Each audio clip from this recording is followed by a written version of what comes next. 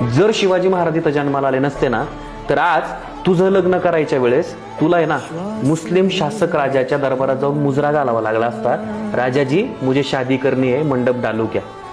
राजाजी मेरे पापा की दशक्रिया विधि करनी है, मंडप डालू क्या? राजाजी मेरी बेटी की शादी करनी है, मंडप डालू क्या? राजाजी दीपावली आ रही है, दिये जलाऊ क्या?